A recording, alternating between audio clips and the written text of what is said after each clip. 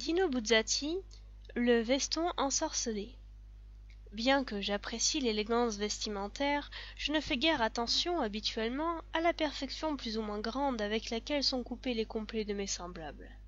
Un soir pourtant, lors d'une réception dans une maison de Milan, j'ai fait la connaissance d'un homme qui paraissait avoir la quarantaine et qui resplendissait littéralement à cause de la beauté linéaire, pure, absolue de son vêtement.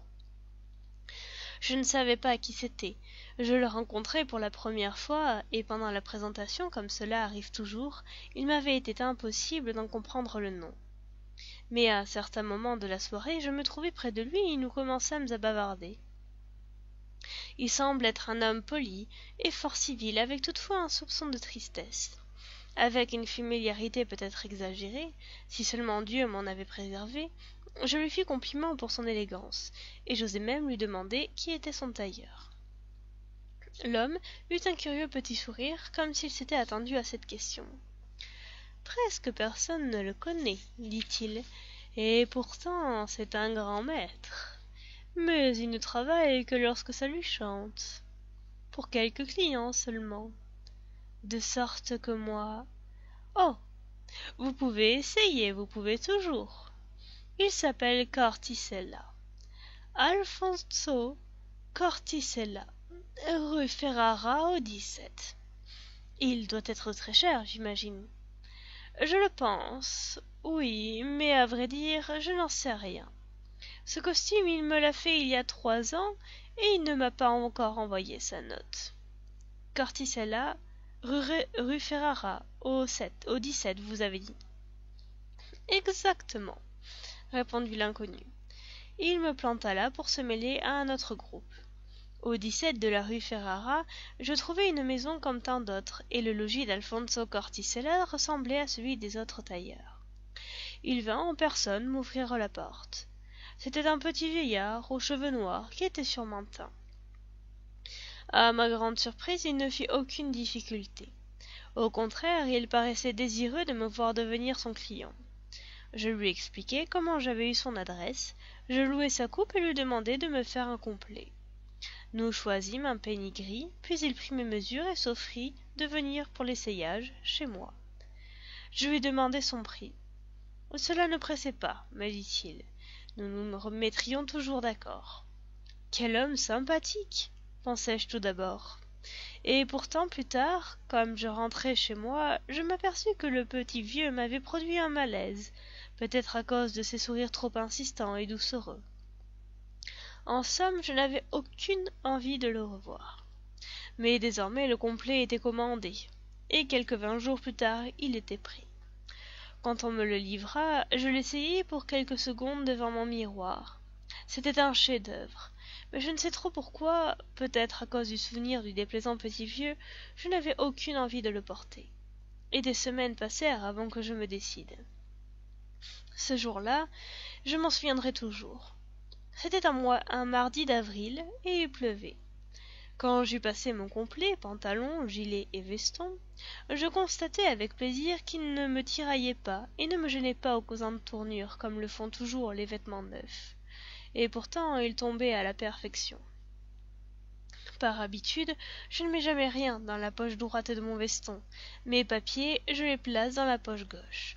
Ce qui explique pourquoi ce n'est que 2 heures plus tard, au bureau, en glissant par hasard ma main dans la poche droite, que je m'aperçus qu'il y avait un papier dedans. Peut-être la note du tailleur. Non, c'était un billet de 10 000 lire. Je restai interdit. Ce n'était certes pas moi qui l'y avais mis. D'autre part, il était absurde de penser à une plaisanterie du tailleur Corticella. Encore moins un cadeau de ma femme de ménage, la seule personne qui avait eu l'occasion de s'approcher du complet après le tailleur. Est-ce que ce serait un billet de la Sainte Farce?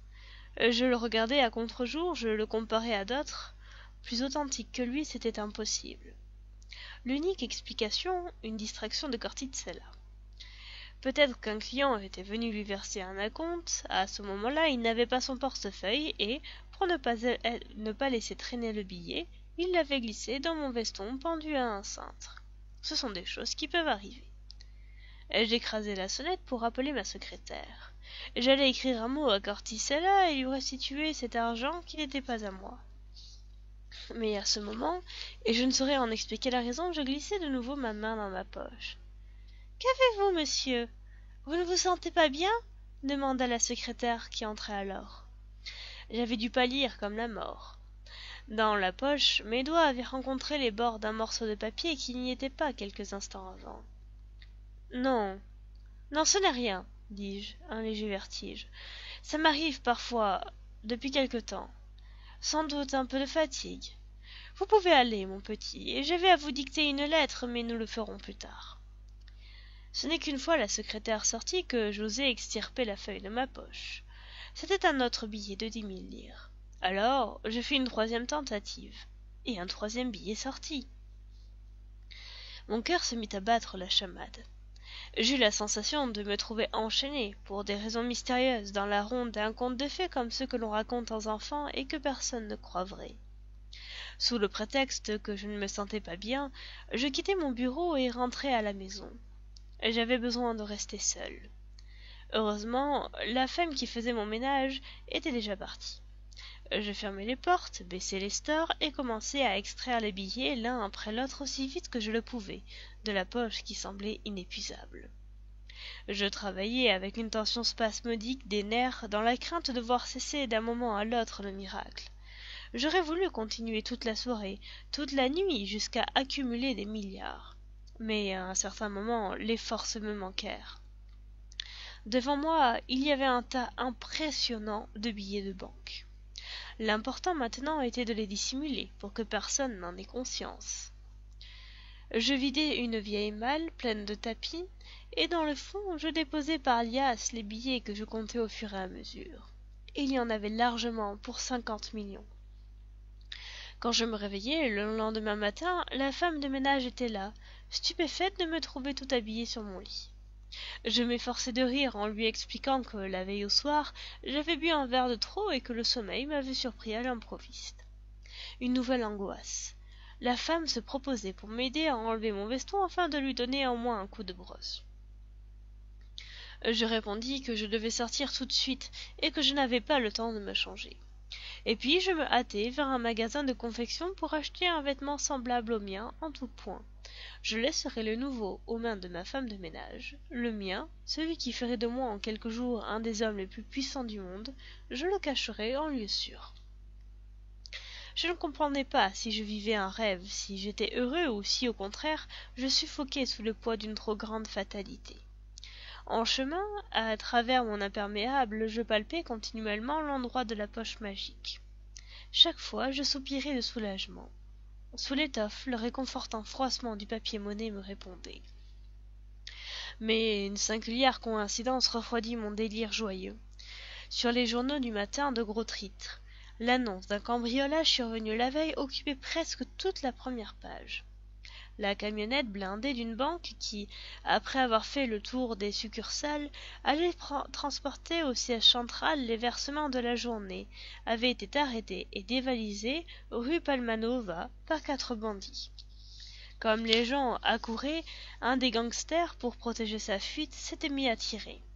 Un des passants avait été tué. Mais c'est surtout le montant du butin qui me frappa. Exactement 50 millions, comme les miens. Pouvait-il exister un rapport entre ma richesse soudaine et le hold-up de ces bandits survenus presque en même temps? Cela a semblé ridicule de le penser. Et je ne suis pas superstitieux. Toutefois, l'événement me laissa très perplexe. Plus on possède et plus on désire. J'étais déjà riche, compte tenu de mes modestes habitudes. Mais le mirage d'une existence de luxe effrénée m'éperonnait. Et le soir, même je me remis au travail. Maintenant, je procédais avec plus de calme et les nerfs moins tendus. 135 autres millions s'ajoutèrent au trésor précédent. Cette lune-là, je ne réussis pas à fermer l'œil. Était-ce le pressentiment d'un danger, ou la conscience tourmentée de l'homme qui obtient sans l'avoir mérité une fabuleuse fortune, ou une espèce de remords confus aux premières heures de l'aube? Je sautai du lit, m'habillai et courus dehors en quête d'un journal. Comme je lisais, le souffle me manqua. Un terrible incendie provoqué par un dépôt de pétrole qui s'était enflammé avait presque complètement détruit un immeuble de la rue Saint-Clouro, en plein centre. Entre autres, les coffres d'une grande agence immobilière qui contenait plus de 130 millions en espèces avaient été détruits. 2 pompiers avaient trouvé la mort en combattant le sinistre. Dois-je maintenant énumérer un par un tous mes forfaits? Oui, parce que désormais, je savais que l'argent que le veston me procurait venait du crime, du sang, du désespoir, de la mort, venait de l'enfer. Mais insidieusement, ma raison refusait railleusement d'admettre une quelconque responsabilité de ma part. Et alors la tentation revenait, et alors ma main, c'était tellement facile, se glissait dans ma poche et mes doigts, avec une volupté soudaine, étreignaient les coins d'un billet toujours nouveau. L'argent, le divin argent. Sans quitter mon ancien appartement, pour ne pas attirer l'attention, je m'étais acheté en peu de temps une grande villa. Je possédais une précieuse collection de tableaux, je circulais en automobile de luxe et, après avoir quitté mon emploi pour raisons de santé, je voyageais et parcourais le monde en compagnie de merveilleuses femmes. Je savais que chaque fois que je soutirais de l'argent de mon veston, il se produisait dans le monde quelque chose d'abject et de douloureux. Mais c'était toujours une concordance vague, qui n'était pas étayée par des preuves logiques. En attendant, à chacun de mes encaissements, ma conscience se dégradait, devenait de plus en plus vile. Et le tailleur? Je lui téléphonai pour lui demander sa note, mais personne ne répondit. Via Ferrara, on me dit qu'il avait émigré, qu'il était à l'étranger, on ne savait pas où. Tout conspirait pour me démontrer que, sans le savoir, j'avais fait un pacte avec le démon. Cela dura jusqu'au jour où, dans l'immeuble que j'habitais depuis 2 longues années, on découvrit un matin une sexagénaire retraitée asphyxiée par le gaz. Elle s'était tuée parce qu'elle avait perdu les 30 000 lire de sa pension qu'elle avait touchée la veille, et qui avait fini dans mes mains. Assez, assez pour ne pas m'enfoncer dans l'abîme, je devais me débarrasser de mon veston. Mais non pas en le cédant à quelqu'un d'autre, parce que l'opprobre aurait continué. Qui aurait pu résister à un tel attrait? Il devenait indispensable de le détruire. J'arrivai en voiture dans une vallée perdue des Alpes. Je laissai mon auto sur un terre-plein herbeux et me dirigeai droit sur le bois. Il n'y avait pas âme qui vive. Après avoir dépassé le bourg, j'atteignis le gravier de la Moraine. Là, entre 2 gigantesques rochers, je tirai du sac tyrolien l'infâme veston, l'imbibai d'essence et y mis le feu. En quelques minutes, il ne resta que des cendres.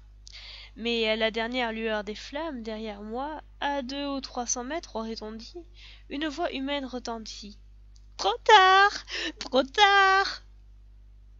Terrorisé, je me retournai d'un mouvement brusque comme si un serpent m'avait piqué. Mais il n'y avait personne en vue. J'explorai tout alentour, sautant d'une roche à l'autre, pour débusquer le maudit qui me jouait ce tour. Rien. Il n'y avait que des pierres. Malgré l'épouvante que j'éprouvais, je redescendis dans la vallée avec une sensation de soulagement, libre finalement, et riche, heureusement. Mais sur le talus, ma voiture n'était plus là, et lorsque je fus rentré en ville, ma somptueuse villa avait disparu. À sa place, un pré inculte avec l'écriteau « Terrain communal à vendre ».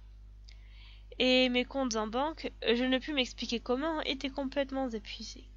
Disparus de mes nombreux coffres-forts les gros paquets d'actions, et de la poussière, rien que de la poussière dans la vieille malle. Désormais, j'ai repris péniblement mon travail, je m'en tire à grande peine, et ce qui est étrange, personne ne semble surpris de ma ruine subite. Et je sais que ce n'est pas encore fini. Je sais qu'un jour la sonnette de la porte retentira. J'irai ouvrir, et je trouverai devant moi ce tailleur de malheur, avec son sourire abject pour l'ultime règlement de compte. Fin.